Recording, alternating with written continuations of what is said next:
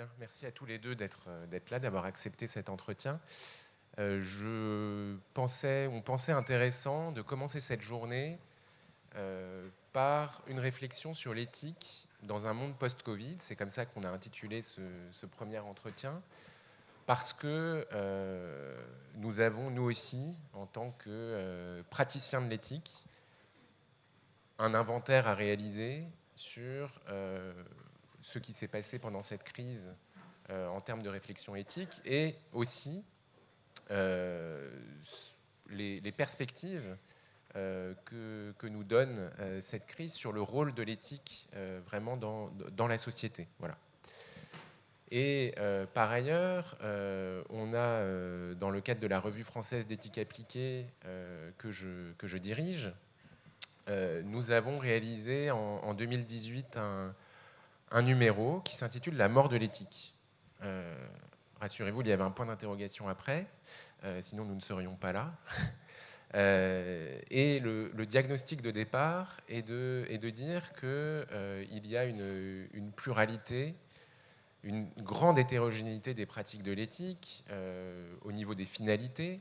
On sait que certains groupes d'éthique fournissent des avis qui interviennent dans les décisions. Donc il y a une éthique qui s'intègre dans le processus décisionnel, que ce soit d'ailleurs à l'échelle des établissements ou à l'échelle de la nation. Le CCNE finalement s'inscrit dans cette dynamique-là. Et puis il y a des formes d'éthique qui ne sont pas intégrées dans un processus décisionnel. Il me semble qu'aujourd'hui, là, nous appelons cet événement un événement d'éthique. Nous sommes précisément dans ce cadre. Nous essayons de poser un certain nombre de questions, de faire retour sur un certain nombre d'expériences, de les penser, sans que notre but soit de parvenir à une décision commune. Voilà. Donc il y a des finalités de l'éthique à ce niveau-là qui sont assez différentes. Après, j'entre pas dans les détails, mais dans l'éthique décisionnelle, il peut y avoir finalement une éthique qui décide, et puis une éthique qui fournit des avis. C'est pas tout à fait la même chose. Voilà. Une grande diversité donc des échelles, une grande diversité des finalités, et puis il y a un flou définitionnel aussi autour de l'éthique. Pour certains, l'éthique vise avant tout à créer les conditions d'une acceptabilité, par exemple dans le domaine des techniques. Voilà, il s'agit de créer ce qu'on appelle en anglais la compliance, les conditions de l'acceptabilité sociale de certaines technologies. L'éthique, parfois, est aussi assimilée à la déontologie. Donc il y a un flou quand même sur ce qu'est l'éthique. Et je pense que c'est important ici qu'on se pose un petit peu, surtout pour une journée comme celle-là, avec deux personnes qui ont depuis longtemps réfléchi sur ces questions-là. Voilà. Donc je voudrais vous poser à chacun une première question qui est: qu'est-ce que vous pensez de mon diagnostic, déjà, sur le flou? Je ne sais pas qui veut commencer. Merci, bonjour à toutes et à tous. Alors sur le flou, je suis partiellement d'accord, je ne sais pas si je le nommerais comme ça, mais il y a peut-être une certaine confusion, en tout cas une certaine diversité des sens de l'éthique et de la façon dont on peut la pratiquer, la comprendre. Alors je vais juste poser des choses vraiment simples pour commencer, puis comme ça on pourra élaborer dessus. Je distinguerai le plan institutionnel en vous faisant un très rapide panorama des institutions de l'éthique pour que vous voyez quand même où il y a un flou, ou en tout cas une diversité. On a le sentiment effectivement que ça part dans toutes les directions. Mais cette question institutionnelle ne m'intéresse pas énormément. Je voudrais ensuite vous faire très rapidement aussi une espèce de panorama, de vous faire sentir la diversité de ce qu'il y a derrière cette énorme boîte qu'on appelle l'éthique, et en vous montrant pourquoi elle est quasiment impossible à définir comme ça, et tant elle recouvre des choses très différentes. Alors en termes d'institutions, je vais aller très vite, mais je vais en citer quelques-unes, mais que vous voyez juste d'un point de vue institutionnel de ces réalités, de ces pratiques, à quel point c'est différent. Vous pouvez d'abord penser aux espaces régionaux de réflexion éthique, tels que l'espace éthique Île-de-France, qui a d'ailleurs été un des modèles, sinon le modèle, pour créer les espaces éthiques régionaux Donc on les appelle les ERR, ERER, espaces régionaux de réflexion éthique, qui sont des lieux de réflexion, de débat, de recherche, de formation, réflexion, débat, recherche, formation, et de soutien à la démarche éthique sur leur territoire. Vous pouvez penser ensuite à des institutions de niveau national.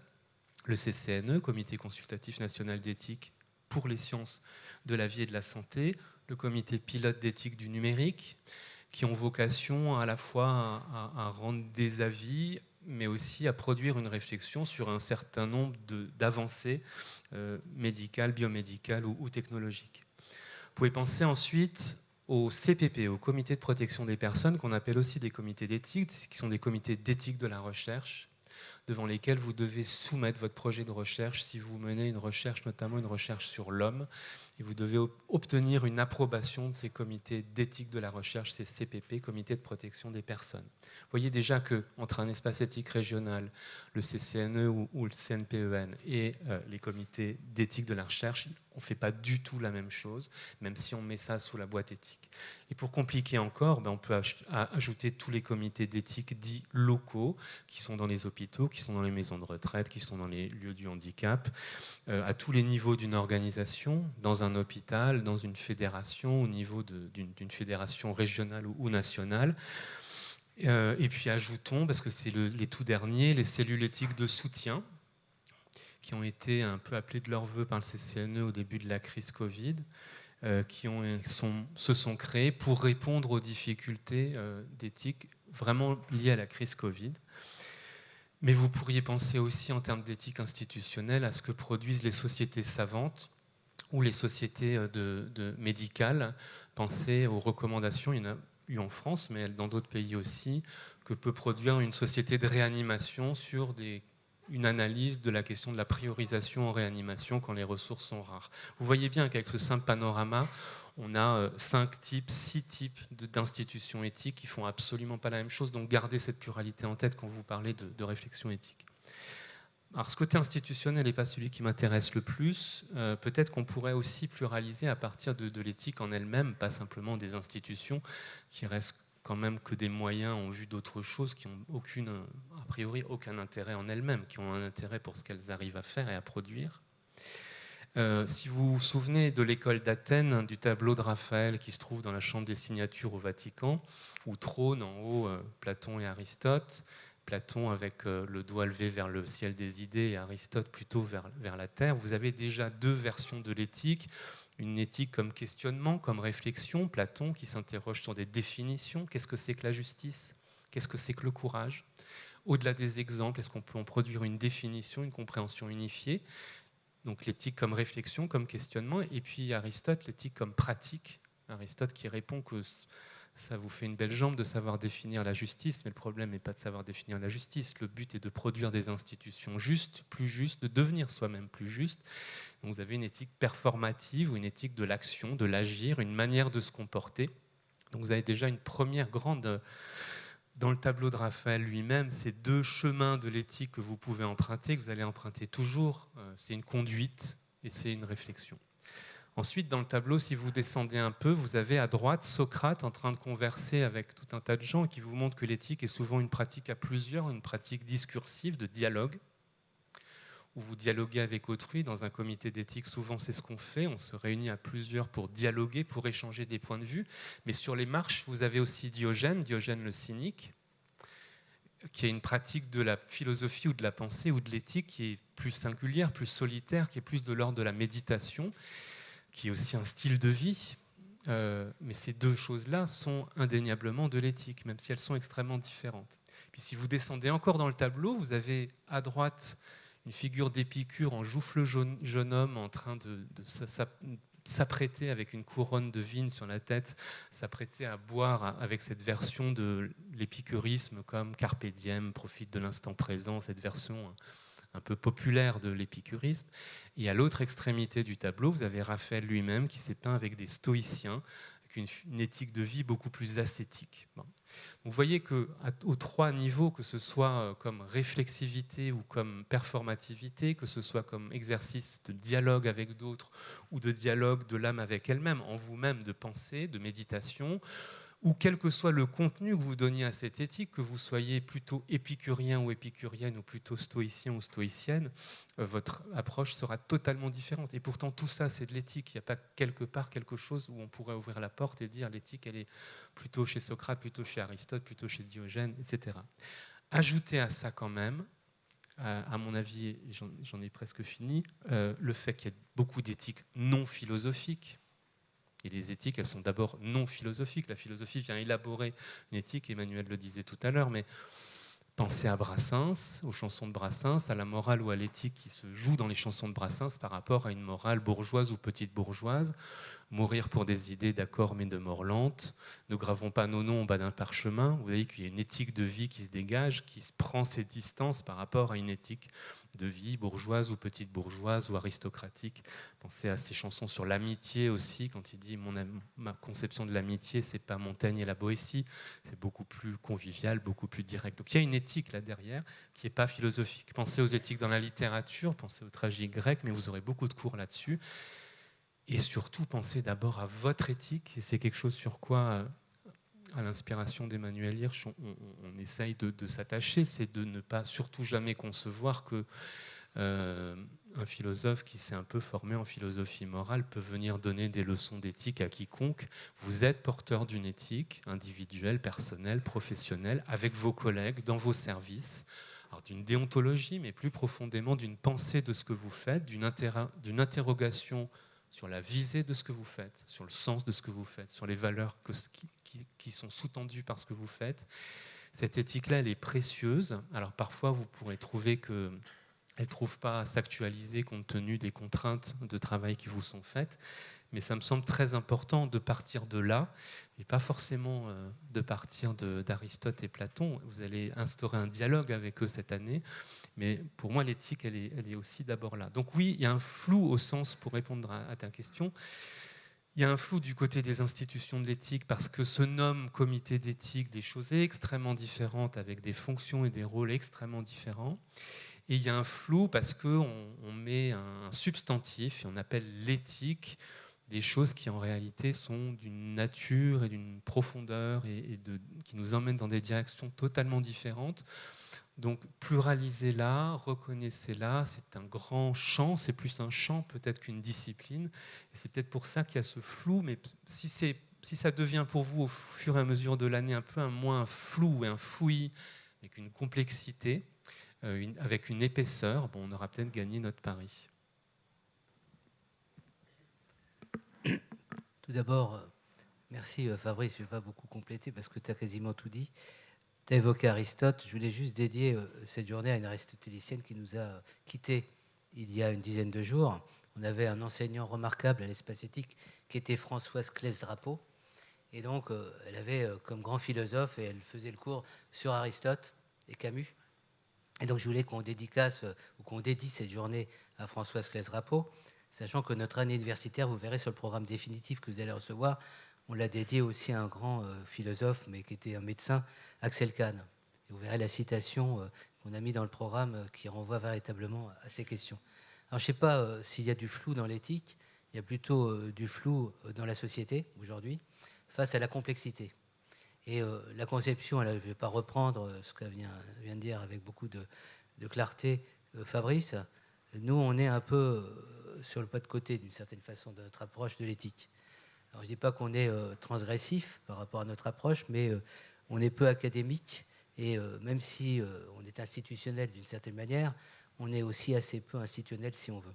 J'en veux pour quand même expérience, ou en tous les cas pour mention, ce que Sébastien Claes a réalisé la semaine dernière sur l'édition du génome, en réunissant avec l'INSERM tout un ensemble d'organismes prestigieux, des lycéens, ce qu'il fait depuis des années, et faire vivre l'éthique politique, les questions de bioéthique, les questions de responsabilité sociale dans des lycées, les faire vivre ensuite avec les enseignants, avec toute une construction.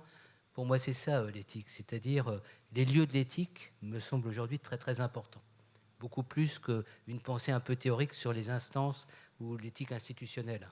On a la chance, effectivement, depuis 1983, d'avoir un comité consultatif national d'éthique qui produit une réflexion de fond, pas uniquement des avis. Donc il y a la continuité. On voit d'ailleurs, et c'est intéressant dans les derniers avis, comment ils s'ouvrent à des domaines qui ne sont pas que les domaines biomédicaux. Et vous verrez, quand il y a eu les états généraux de la bioéthique, c'était en quelque sorte quelle société voulons-nous demain. Ce n'est pas uniquement de la biomédecine, ce n'est pas réguler des comportements ou des pratiques, c'est avoir une pensée quasiment métaphysique. Et donc je trouve que c'est assez intéressant dans un contexte de technologie, d'intelligence artificielle, de remettre ce que j'appelle de l'intelligence éthique, c'est-à-dire une intelligibilité qui se ressource dans nos valeurs, comment notre culture elle s'est construite. Et c'est là aussi ce que vous allez découvrir à travers les enseignements de l'espace éthique. Il y a une construction, il y a une culture. Quand tu as évoqué les différents philosophes, ils sont dans des environnements religieux, symboliques. Il y a tout un ensemble d'éléments à prendre en compte. Et c'est intéressant de maîtriser ces savoirs pour mieux comprendre ce qu'il en est de l'éthique aujourd'hui. Donc pour terminer sur cette partie sur le flou, je pense qu'on a besoin surtout d'intelligibilité et de lisibilité. Et peut-être que notre démarche aujourd'hui doit se fixer cette ambition. On n'est pas des prescripteurs, on n'est pas des gens qui vont créer des règles de comportement. Tu as sorti il y a quelques semaines une charte d'éthique pour le grand âge. C'est une charte, ce sont des repères, ce sont des clés d'interrogation. Vous pourrez prendre la charte quand vous viendrez à l'espace éthique.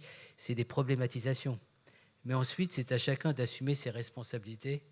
Et vous voyez, ce qu'on a reproché, et on va en venir dans un instant, à la gouvernance de la pandémie, c'est de ne pas être toujours au clair sur l'argumentation dans la décision. C'est-à-dire comment l'État, comment les pouvoirs publics ont argumenté.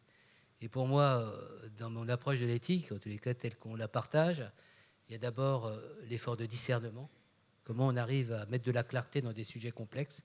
Qu'est-ce qui est le plus important quand on parle de fin de vie, quand on parle de naissance, quand on parle de génétique, de quoi on parle. Et vous écouterez tout à l'heure Léo Koutelek, qui est épistémologue, donc qui dirige notre équipe de recherche en éthique et épistémologie.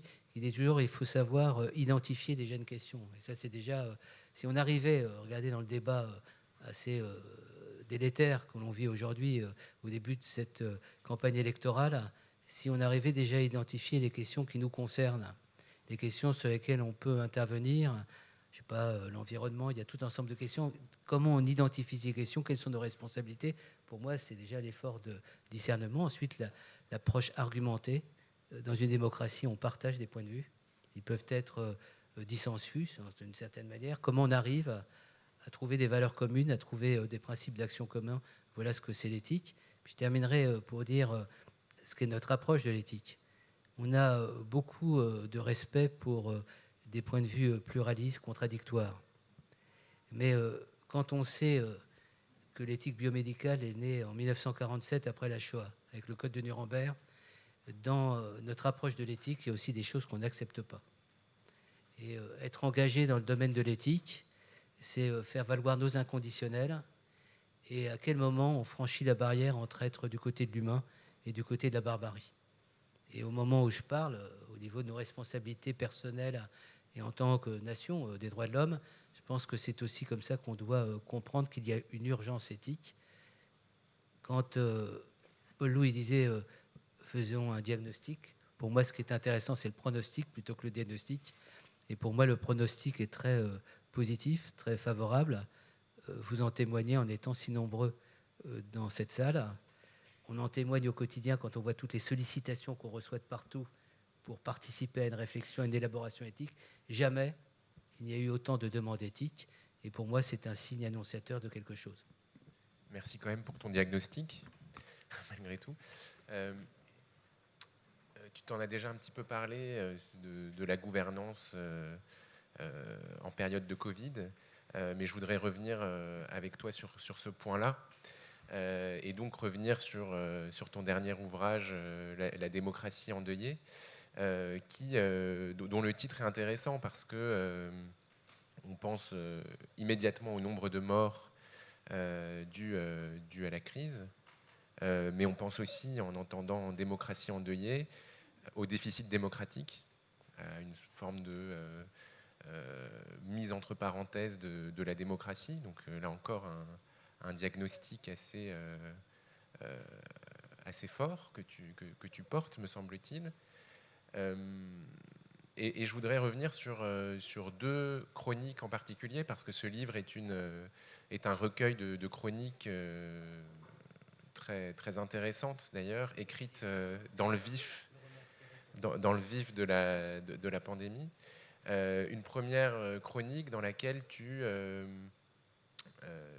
constates que les expériences de terrain, enfin il y en a beaucoup en fait, mais les expériences de terrain des soignants n'ont pas été entendues, enfin qu'on n'a pas beaucoup entendu que les décisions publiques n'ont pas pris en compte les expériences de terrain. Donc ma première question, ce serait: dans quelle mesure l'éthique peut-elle favoriser cette capitalisation de l'expérience, cette remontée de l'expérience des soignants sur le terrain? Et puis j'aurai ensuite une autre question sur une autre chronique. D'abord, je ne vais pas parler du livre, parce que vous pourrez le lire si vous le souhaitez. Je préférerais parler de comment nous, on a abordé ces questions à l'espace éthique, parce que c'est aussi intéressant en complément de ce que tu as dit. Mais il y avait un livre qui est sorti en janvier qui s'appelait Une démocratie confinée, c'était la première partie. Et puis quelques mois après, j'ai sorti aujourd'hui La démocratie endeuillée. Et il y a une grande philosophe qui s'appelle Judith Butler, et qui avait écrit un bel article où elle disait il y a des morts qu'on ne pleure pas. Et ça m'avait beaucoup frappé. Donc elle fait toute une... Vous regarderez, je crois d'ailleurs c'est dans Le Monde qu'on a repris cet article. Mais elle a d'autres... C'est une œuvre. Hein, c'est une personne qui travaille beaucoup l'éthique du Caire. C'est une grande philosophe, donc Judith Butler. Et ce qui m'a beaucoup frappé, c'était le 17 mars, quand on n'a pas pleuré les morts de... Qu'est-ce que ça voulait dire? Alors que beaucoup de pays de démocratie ont rendu des hommages. Qu'est-ce que ça voulait dire qu'un président de la République, qui est pourtant un humaniste dans ses prises de position, résume notre hommage aux victimes de la Covid-19 à 328 lettres d'un tweet. Voilà, ça c'est pour parenthèse, donc ça c'était pour parler du livre. Donc moi, ce qui me semble plus intéressant, c'est qu'est-ce qui s'est mis en place au niveau de l'éthique dans le cadre de l'espace éthique de la région Île-de-France. Et je rends vraiment hommage à une équipe qui, pour moi, qui avait créé en 95 l'espace éthique, s'est avérée, j'allais dire, conforme à ce que j'avais rêvé. Lorsqu'on a appris en février qu'on rentrait dans un moment d'incertitude, on s'est référé à un travail qu'on avait fait avec Marc Guerrier, qui était mon adjoint à l'époque à l'espace éthique, entre 2006 et 2009 pour la préparation au H1N1. Et donc on avait organisé un certain nombre de rencontres, on avait constitué un réseau national qui allait de la mort massive au triage, à la vaccination, si on se retrouvait avec un manque de doses. Bref, on avait anticipé, on avait sorti un grand livre qui s'appelle Pandémie grippale. Et lorsqu'on a eu, vers février 2020, le pressentiment que quelque chose de cette nature allait véritablement se passer, toute l'équipe s'est mobilisée et on a monté un observatoire éthique et pandémie. Et pour moi, c'est pour ça que je ne veux parler que de ça. Pour moi, c'était ça l'attitude éthique intéressante. C'était pas de rester contemplatif et de faire du commentaire au fil de l'eau. C'était de mobiliser notre réseau national, puisqu'on a un réseau national avec des associations, avec des anciens étudiants, avec aussi des comités d'éthique de terrain, mais également les espaces régionaux d'éthique que Fabrice a évoqués. Et on a identifié les thèmes sur lesquels probablement on était les plus légitimes à intervenir. Et chacun s'est attelé, j'allais dire nuit et jour, et c'est la réalité, en peu de temps à essayer de produire, j'allais dire, des réflexions croisées avec des professionnels. Et pendant des mois, et on termine ce parcours maintenant dans un retour d'expérience, on a été dans un travail de veille éthique et de partage éthique avec les gens sur le terrain, en capacité à la fois d'analyser ce qu'ils vivaient avec eux, de répondre, de quelquefois donner un certain nombre de suggestions. On a fait vivre l'éthique sur le terrain avec ceux qui étaient sur le front, et on a apporté, j'allais dire, quelquefois des approfondissements ou quelquefois des confirmations que ce qu'ils faisaient n'était pas si inconvenant qu'ils n'auraient pu le penser. Voilà, juste pour répondre à la question. Pour moi, la gouvernance de cette pandémie est un drame politique, dans la mesure où on aurait pu davantage convoquer la démocratie. Voilà. Et en fin de compte, cette crise, mais je le démontre, je l'explique, et je ne suis pas le seul à en parler comme ça, cette pandémie a été gérée, c'est le fait peut-être de la Ve République, par une personne qui se sentait légitime à décider en tout pour tout, y compris dans les domaines qu'il ne connaissait pas. Et donc, je pense que ce qui est important, ce n'est pas de revenir sur le passé. Il y a eu la crise, il y a eu les échouements dramatiques auxquels on a été confrontés. Ce qui est intéressant, c'est qu'aujourd'hui, on est dans l'après déjà, c'est-à-dire on ne veut plus entendre parler de la pandémie. On a tourné la page, alors qu'il y a énormément de questions de fond d'un point de vue éthique qui méritent d'être posées, notamment du point de vue de la démocratie sanitaire. Donc pour moi, il y a eu une formidable aventure éthique au niveau du terrain, pas uniquement dans le domaine de la santé, au niveau d'initiative. Il y a tout un ensemble d'éléments à récolter et c'est pour moi profaner tout ce qui s'est passé que de ne pas en faire quelque chose aujourd'hui au moment où la démocratie a peut-être le plus besoin de cette intelligence, de cette vitalité éthique. Hein. Ça a été toute la réaction des invisibles qui ont défendu la démocratie sur le terrain. Je trouve que négliger, j'allais dire, toutes ces valeurs, toute cette inventivité, toute cette créativité est un affront fait aux valeurs supérieures de la démocratie.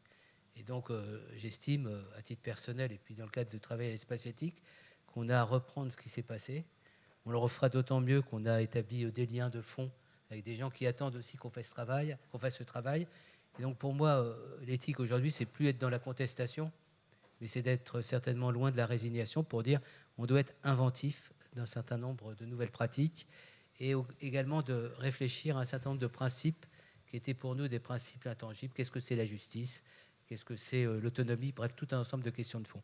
Donc forcément, je n'ai pas répondu à la question de Paul Loup parce que je voulais juste que vous ayez un message en tête. En ce qui me concerne, je suis un homme en colère. Et en ce qui me concerne, je pense que jamais on a autant besoin de réflexion éthique, même si cette éthique nous engage à une forme de contestation d'une certaine bien-pensance qui aujourd'hui n'a plus comme objet de discussion que de parler des immigrants. Merci beaucoup. Fabrice, pour revenir à ce que disait Emmanuel sur la façon dont nous sommes mobilisés comme espace éthique pendant la crise, et plus généralement, comment se sont mobilisées les différentes institutions qui se revendiquent être des institutions d'éthique. Pour toi, à quoi l'éthique a servi, si je le dis un peu crûment, pendant cette crise? On a parlé des cellules éthiques de suivi, mais à quoi précisément elle a servi? Voilà. Et à quoi peut-elle servir sur le long terme? Quels nouveaux éléments cette crise nous a-t-elle apporté sur cette question de la fonction de l'éthique? Alors, la première chose, c'est qu'elle a servi. Moi, j'ai réalisé pour une mission ministérielle sur le grand âge, une enquête auprès de professionnels du grand âge, notamment en EHPAD, mais dans beaucoup d'institutions. Et à la question qu'on leur a posée, ils étaient presque 2000, qu'est-ce qui vous a soutenu et permis d'affronter et de faire face dans la crise que vous avez traversée? Il y a eu beaucoup d'éléments, hein. Ils se sont beaucoup soutenus entre eux, ils se sont soutenus entre pairs, mais une des réponses qui sort, et franchement on ne l'attendait pas à ce niveau-là, c'est que beaucoup nous ont dit que l'éthique, dans toute son épaisseur, dans toute sa diversité, a été pour eux une ressource. Les comités d'éthique locaux, les comités de soutien, les cellules éthiques de soutien, les espaces éthiques régionaux, les avis du CCNE, leurs propres réflexions. Donc, quand dans ce brouillard-là, dans cette tempête dans laquelle beaucoup de professionnels ont été, il y a eu peut-être pas une boussole, peut-être pas une carte, mais enfin quand même des repères, des signaux dans la brume qui ont aidé. En tout cas, c'est le retour qu'on a et on en est satisfait. Sur les fonctions de l'éthique plus généralement, moi j'en verrais trois grandes. La première, c'est peut-être d'être entre et pas d'être dans l'éthique, elle est entre. Alors elle est entre, d'une part parce qu'on ne vit plus dans des univers moraux homogènes. Il y a encore quelque temps, avant la mondialisation, on vivait dans des univers moraux relativement homogènes. Il y avait ceux qui croyaient au ciel et ceux qui ne croyaient pas, mais ils étaient quand même dans un univers moral relativement homogène, même s'ils s'affrontaient. Là, on est dans des cultures, dans des civilisations, dans des mondes, dans des sociétés où il y a des univers moraux extrêmement différents qui cohabitent au sein d'une société, parce qu'il y a des références philosophiques, religieuses, culturelles très différentes. Et je pense qu'une des fonctions ou un des rôles de l'éthique, c'est d'être entre, c'est-à-dire de permettre un dialogue entre ces univers moraux très, très différents, dont rien ne nous permet de dire a priori qu'ils sont compatibles. Entre aussi des métiers, et on pense que, on pourra en discuter, je crois qu'on n'en a jamais discuté précisément comme ça, mais est-ce qu'on est une discipline? Moi, je ne sais pas ce que tu en penses, Emmanuel, je pense qu'on n'est pas une discipline. L'éthique, elle est entre tout un tas de disciplines, elle mobilise elle-même des disciplines, des savoirs en psychologie, en sociologie, en sciences humaines plus largement, mais elle n'est pas non plus une déontologie professionnelle. Dans vos métiers, vous avez une déontologie professionnelle et vous entrez en éthique à partir du moment où vous êtes entre ces professions et vous arrivez à instaurer un dialogue avec les valeurs, les principes, les questionnements porteurs de différentes professions, et vous arrivez à être entre ces déontologies, vous êtes un peu au-delà de ce qui se passe au sein d'une profession. Donc il y a, et je pense que Emmanuel Hirsch, en créant l'espace éthique, c'est aussi un espace, il y a l'idée de penser un lieu, mais c'est un lieu qui est un lieu d'un commun, un commun entre des univers moraux différents, d'un commun entre des déontologies professionnelles différentes. Deuxième grande fonction pour moi, c'est ce qui nous permet d'interroger la visée, le sens, les valeurs qui sous-tendent nos conduites, nos comportements, nos organisations, qu'elles soient individuelles ou collectives. On interroge la visée, le sens, les valeurs. Donc il y a quelque chose d'un peu fondamental quand même. Emmanuel parlait de questionnement presque métaphysique, et je pense que c'est dans la radicalité du questionnement en fait que l'éthique s'autorise.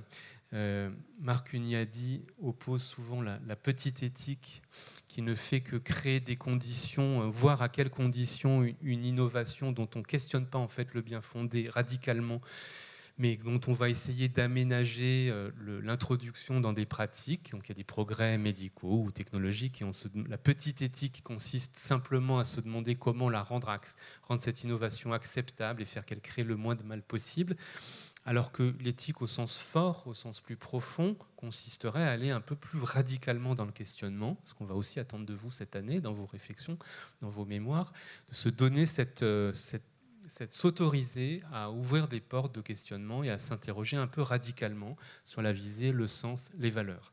Valeurs dans son rapport aux autres. On pense souvent d'abord à l'éthique comme un rapport à autrui, comme un rapport aux autres, et notamment aux autres vulnérables ou particulièrement vulnérables. Mais je pense que l'éthique, c'est aussi d'abord un rapport à soi, un rapport à soi-même. On ne vous demande pas de devenir des saints en entrant en éthique. On ne veut pas fabriquer des Jésus, des Gandhi, des Mères Teresa. À la sortie, quand vous aurez un DU ou un master d'éthique, on ne fabrique pas, ce n'est pas des cours d'éducation morale que vous allez recevoir. En revanche, un rapport à soi où on peut se regarder dans la glace, où on sait, Emmanuel a parlé de discernement, d'argumentation, d'intelligibilité, où on a un peu de recul sur la raison pour laquelle on fait ce qu'on fait. Donc rapport aux autres, rapport à soi, et puis c'est un peu l'apport de Jonas par rapport à Kant, c'est de dire par rapport au monde, par rapport au vivant, et toutes ces problématiques de développement durable, de transition écologique ou climatique, ce rapport plus large que nous entretenons comme individus, comme groupe et comme espèce aux autres espèces vivantes et au monde, c'est d'interroger en profondeur ces trois rapports-là. Et peut-être le dernier point, la troisième grande fonction, je ne sais pas si c'est fonction ou rôle, mais disons fonction, puisque c'était le terme de ta question. Et là, peut-être le nôtre, en tout cas celui qu'on voudrait avoir. Je ne sais pas si c'est celui qui a été ou celui que ça devrait être, mais en tout cas, la question, la façon dont on le conçoit, je pense que ce qu'on essayera cette année de vous apporter, c'est de diffuser une culture éthique. Une culture d'éthique est à la fois une culture du questionnement, une culture du dialogue. Et dans culture éthique, je mets à la fois une sensibilité, une langue et un certain nombre d'usages. Une culture, c'est souvent ces trois choses. Une sensibilité, une manière de percevoir le monde. Une langue, qui souvent définit une culture ou la construit. Et puis des usages, c'est-à-dire des manières de vivre. Dans cette sensibilité éthique, il y a d'abord, et Emmanuel y faisait allusion, il y a une résistance par rapport à des choses qui paraissent vraiment inacceptables, que tout le monde ne voit pas. La culture éthique, c'est être sensible à des choses qui peuvent paraître anodines et qui en réalité sont moralement inacceptables. Et donc développer en soi une culture éthique, c'est ça commence souvent par là, hein, quand Guilhem le disait aussi, ça commence d'abord par une forme d'indignation morale devant des choses dont on considère qu'elles ont l'air banales, elles ont l'air routinières, mais ce n'est pas possible. Sensibilité en ce sens-là. Une langue commune, c'est ce qu'on va essayer de travailler avec vous, avec des auteurs, avec des références, mais qu'on puisse partager un vocabulaire commun qui permet de nommer, de penser les enjeux face auxquels on est. Et puis des usages. Alors je me suis demandé qu'est-ce que c'est on voit bien ce que c'est qu'une sensibilité éthique ou une langue éthique, il y a une culture commune de référence qui fait qu'on peut échanger sur des questions. Mais alors qu'est-ce que c'est que les usages éthiques, s'il y a une culture éthique? Et finalement je me suis dit, puisqu'on est à l'espace éthique et que c'est du lieu, il y a aussi la question du temps. Et je pense qu'un des usages éthiques, c'est ralentir. Est-ce qu'on peut ralentir? Et je trouve que toute la société, la civilisation dans laquelle on est nous invite à accélérer. Et je pense que là, c'est ralentir, et notamment ralentir le champ de la pensée. Et je pense que c'est un bon conseil méthodologique de début d'année. Ralentissez, vous avez plein d'idées qui vous viennent.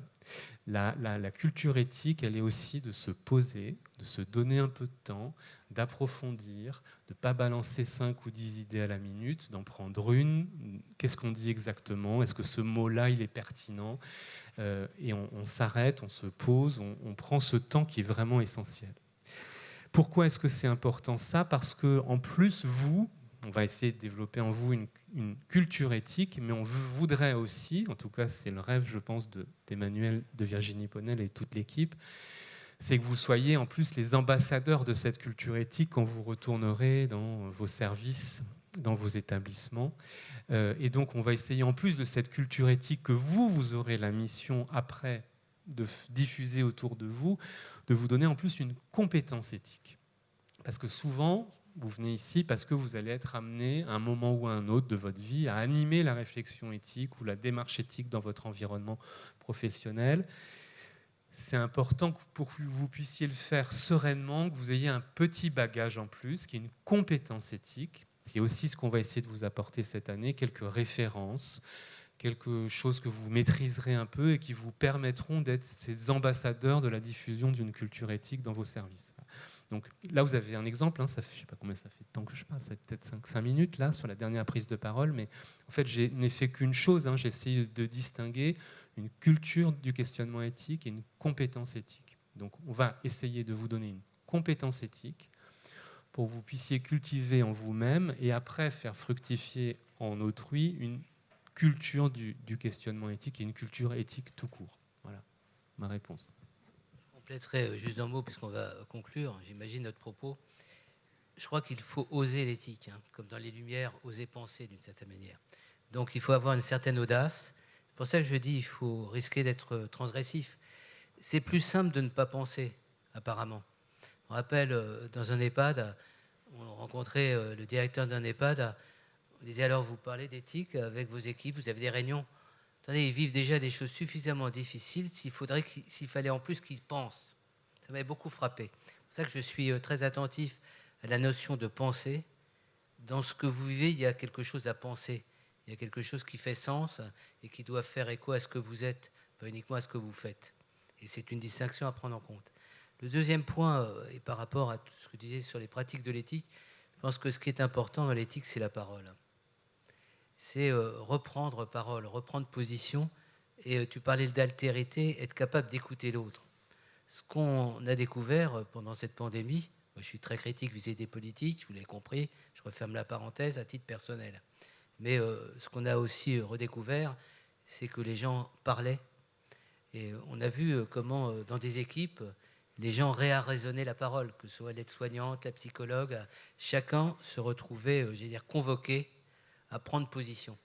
Et ça m'a énormément frappé. Rappelle-toi la semaine dernière à Nice, quand un cadre infirmier disait chaque jour on décidait autrement, on vidait les chambres pour installer les gens différemment, puisqu'on apprenait au fur et à mesure d'une expérience qui se construisait sur le terrain, et chacun parlait.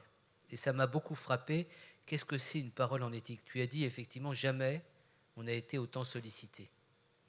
Mais jamais on a été aussi intelligemment sollicité. Les gens ne disaient pas « je fais appel à l'éthique pour vous dire ce qu'il faut faire ». Je suis confronté à telle situation et nous on apportait un approfondissement.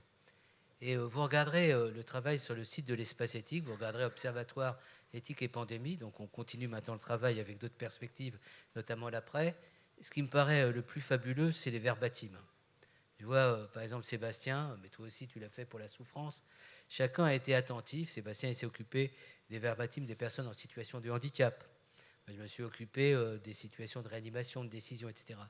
On était attentif aussi à prendre en direct la vérité d'une parole dans l'instant présent, de façon à dire qu'elle existe, cette parole, qu'elle dit quelque chose d'important, et maintenant peut-être aussi de la retravailler plus tard. La question de la parole est quelque chose d'important. Avoir quelque chose à dire de ce que l'on fait à un moment donné, c'est ça aussi, avoir une démarche éthique. Et c'est là aussi où c'est pour les proches, pour les malades, pour celles et ceux qui vont être autour de l'équipe, important de dire qu'il y a une réflexion. Et je terminerai pour moi, là on parle beaucoup de collégialité, vous verrez en termes légaux, la notion de collégialité.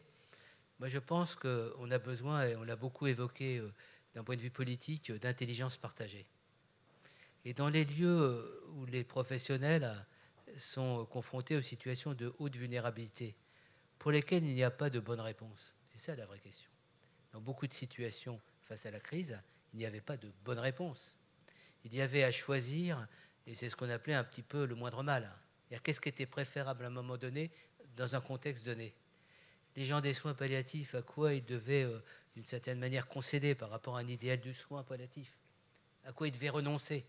Et à quel coût éthique on renonce vis-à-vis de soi, vis-à-vis d'une culture qu'on a acquise à travers des années, vis-à-vis d'une concession. Voilà. Tous ces éléments ont fait que des gens se sont interrogés. D'ailleurs, certains se sont interrogés au point de ne plus être revenus travailler après. Et vous avez beaucoup de professionnels qui n'ont pas survécu à la crise éthique, que ce soit dans les EHPAD, mais aussi dans les établissements. Des gens qui, d'une certaine manière, n'ont pas réussi à survivre à l'impossibilité de trouver de la cohérence et de la cohésion. Puis on a vu aussi, et je termine sur ce point, les services qui avaient une réflexion éthique, les EHPAD qui avaient une réflexion éthique avant la crise, qui avaient une manière de respecter les uns et les autres, comment on est respectueux vis-à-vis d'un collègue, comment on échange avec lui, comment on est une culture, on est respectueux, on l'a vu dans les EHPAD, vis-à-vis de la démocratie dans les EHPAD, à travers les instances représentatives, comment un processus de décision, on a compris comment on prend une décision, dans quels critères, comment on accueille la personne âgée qui dit je ne voudrais pas aller en réanimation, je préfère mourir dans l'EHPAD plutôt que d'aller en réanimation. Comment on fait avec ça? Les services qui avaient anticipé, parce qu'ils avaient une culture, comme tu parles de l'éthique, ils partageaient, sans toujours avoir des grands mots, ils partageaient une certaine forme d'attention, une sensibilité à des questions. Et les services qui ont ritualisé la fin de vie, d'une manière habituelle, d'une manière routinière, les EHPAD où il y a des cérémoniaux qui se mettent en place. On dit cérémoniaux, cérémonial, cérémoniaux. Donc je ne me suis pas trompé. Donc on s'est rendu compte, et je termine sur ce point, sur ces services qui avaient anticipé, qui avaient cette culture, ils ont été moins impactés par la violence d'une crise. Ils ont mieux su faire face. Donc maintenant, pour chacun d'entre vous, vous avez compris à travers cette intervention, Fabrice, il a parlé de compétences en éthique. C'est une compétence compliquée parce que c'est une compétence humaine, intellectuelle, mais aussi c'est une expérience. Et c'est pour ça que je terminerai sur ce mot. Un mot qui me plaît énormément, c'est le mot expertise. Il n'y a pas d'éthicien qui sortent de l'espace éthique. On ne fabrique pas des éthiciens parce qu'on a une formation en éthique. Nous ne sommes pas des éthiciens. Mais il y a des gens qui ont une expertise, et dans leur expertise, ils arrivent aussi à repérer quelles sont les limites de leur responsabilité, quelles sont les limites de leur capacité d'action, et jusqu'où on va trop loin. Et je trouve qu'aborder les questions d'éthique, tel qu'on le fait, c'est aussi avoir conscience de nos limites. Et comment, lorsqu'on est dans une situation qui nous défie par rapport à tout ce qu'elle sollicite de notre part, on doit répondre en équipe et au nom des valeurs qui nous sont constitutives. C'est pour ça que je termine sur un beau mot qui est un peu galvaudé par nos politiques en ce moment, c'est le mot de démocratie. Il faut faire vivre la démocratie sur le terrain, et les lieux du soin sont vraiment des lieux de la démocratie. Voilà, bon, on arrive à la fin de l'entretien. Merci beaucoup à tous les deux. Merci.